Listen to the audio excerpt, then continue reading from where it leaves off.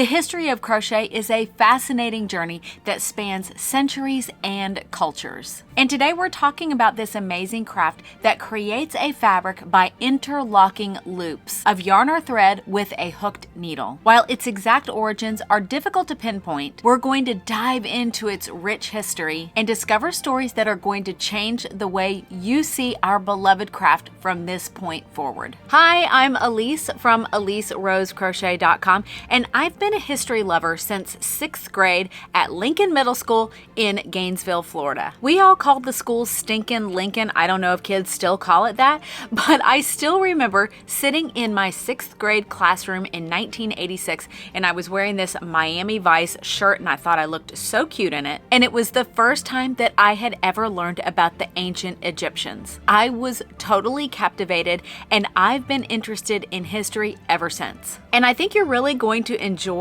learning about the history of crochet and this winding path that it has taken to where now you and I can enjoy this craft on a whole new level. While doing the research for this video, I found a lot of amazing resources, which I'm going to link to in the description box below in case you want to read them for yourself and discover even more about the history of crochet. The exact origins of crochet are unclear, but it is believed that it developed independently in different cultures. Some historians trace its roots back to ancient China, Egypt, and even South America, where similar techniques of interlocking loops with a hook were used. As cultures began to trade with one another more, they also were sharing the skills that they were learning and developing. Both knitting and crochet were born from a technique called nala binding, which literally means binding with a needle in Danish. The oldest known example of nala binding is believed to date back to 6500 BC.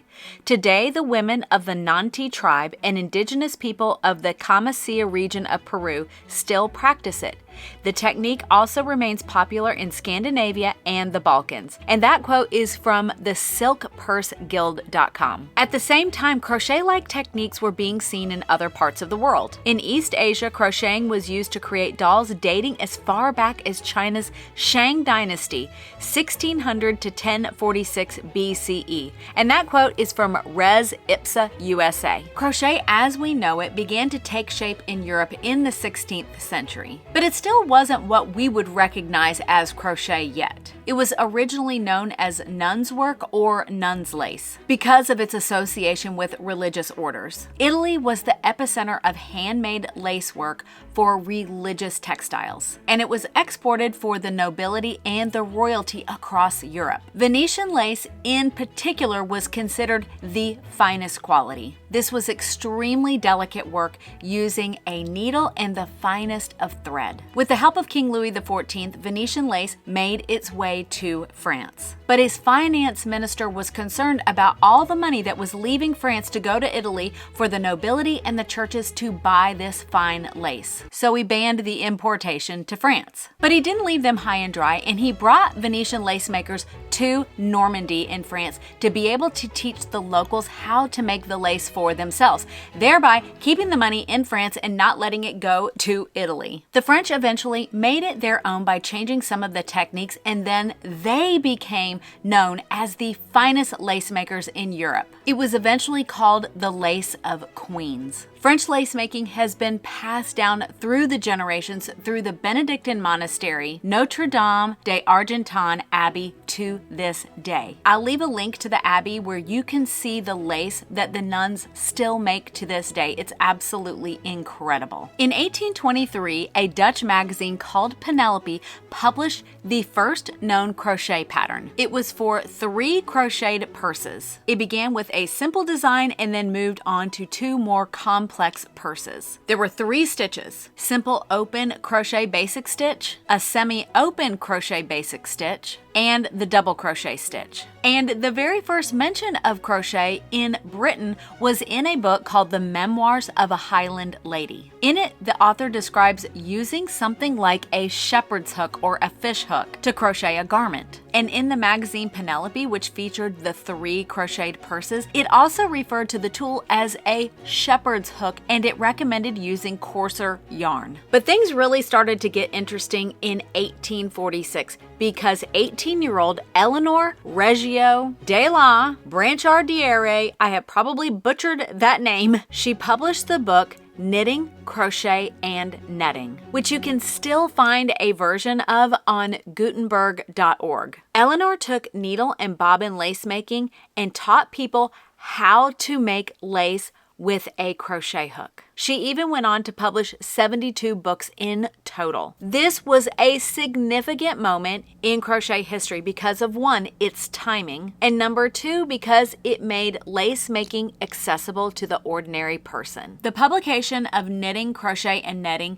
came at a pivotal point in the history of the Irish people. Men, women, and even children began crocheting lace for the elite of England. And this provided an income for them during the potato famine that lasted from 1845 to 1851, and it claimed the lives of more than 1 million people from starvation and disease. The famine also led to over 1 million people leaving Ireland for places like the United States. My own ancestors were Irish, and I've always wondered if that was the reason why they left Ireland and came to the United States so many years ago. During that time, crochet schools popped up all across the country because lace making was a sustainable income for the Irish. It helped them to keep their families fed during a time of great crisis. This led to new crochet designs, and many consider crochet as one of the reasons why the Irish economy survived. And Irish lace is now famous worldwide for its quality and its beauty. Crochet experienced a surge in popularity during the Victorian era from 1837 to 1901. It was used to create delicate garments, accessories, and home decor items. When you see Victorian architecture, for example, you will notice all of those ornate decorations. Home interiors and fashion were drenched in detail like crocheted lace. Many crochet patterns and instruction books were published during this time, making the craft more accessible to a wider audience. Queen Victoria was recorded buying Irish lace as well as becoming a crocheter herself. There are several photos of her enjoying crocheting, and if you notice, she is a pencil hold crocheter, which I found so interesting. She also crocheted 8 scarves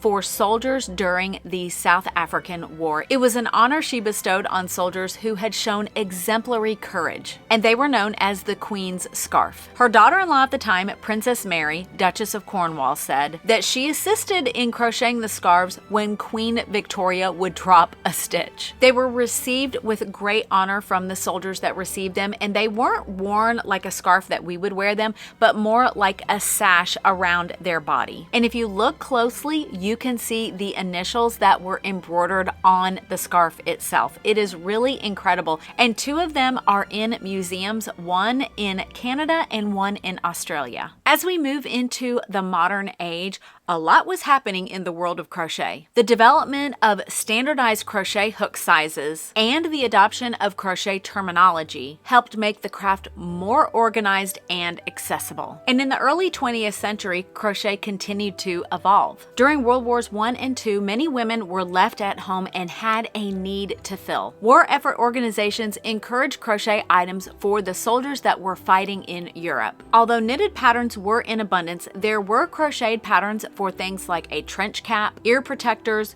wristlets, helmets, scarves, and minesweeper gloves. I'm not exactly sure how those gloves would protect someone from a mine, but there they are. Socks, mufflers, blankets, and even hospital stockings. Crochet war efforts were also very popular amongst the French, and you can see that in these old photos. My own grandmother was a World War II bride, and shortly after they had my mother, she crocheted this beautiful baptismal gown for my mom. And to this day, it hangs framed in my mother's bedroom. I wish that my grandmother was still around so that I could ask her about any crocheted items that she made for the war effort. Crochet continued to evolve during this time, and one of the big innovations was the invention of synthetic fibers. I found a fascinating article from Roving Crafters, which I will link to in the description box below. She details the beginnings of synthetic fibers dating all the way back to the 1660s. Robert Hooke was an English scientist who was looking for a way to create a synthetic silk. His reason was that the fiber that was created by silkworms in the Far East was incredibly expensive, and he set out to develop a synthetic version. He ultimately failed, but he is also well known for a famous fight that he had with Sir Isaac Newton. But in 1880, a man by the name of Sir Joseph Swan created the first synthetic fiber. He made this fiber for the newly invented light bulb. True, he was making it to use in his newfangled electrical gadgets, but he did recognize its use as a textile. I found several mentions of an exhibit he put out in 1885 in London of several pieces his wife crocheted with his new fiber.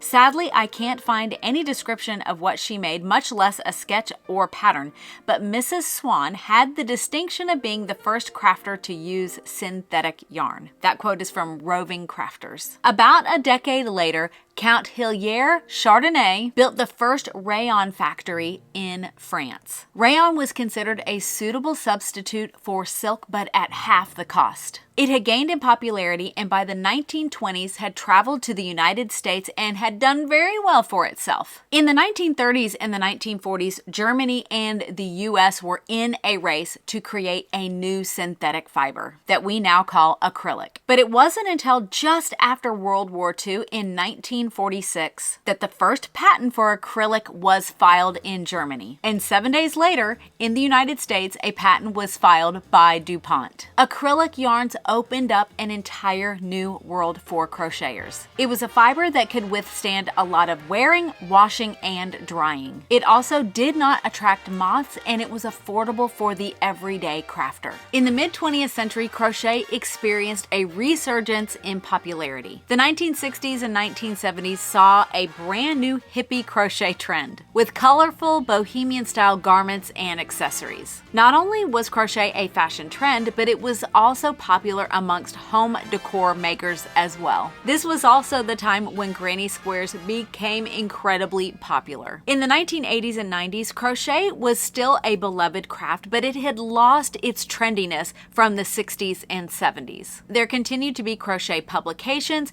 as well as new yarns that were popping up in craft stores. But it had lost a lot of its appeal to younger generations. In recent decades, crochet has continued to adapt to new trends and styles. Contemporary artists and designers are pushing the boundaries of crochet in new and exciting ways. Currently, the internet and social media are playing a significant role in connecting crocheters across the world. Online communities, blogs, and videos are making it easier for crocheters to learn new things and to share what they're making with others. Crochet continues to adapt, and what a person can do with a yarn and a hook now is incredible. Crochet still includes garments and blankets, but we're also now making three-dimensional objects like crocheted toys, better known as amigurumi. And I made an entirely separate video about the history of amigurumi, which I will link to in the description box below, because learning how amigurumi came about is absolutely fascinating. Today, crochet is a thriving craft enjoyed by people of all different ages and backgrounds. It offers a creative outlet for making a wide range of items like garments, home decor, amigurumi, and beyond. I hope you enjoyed this video about crochet history,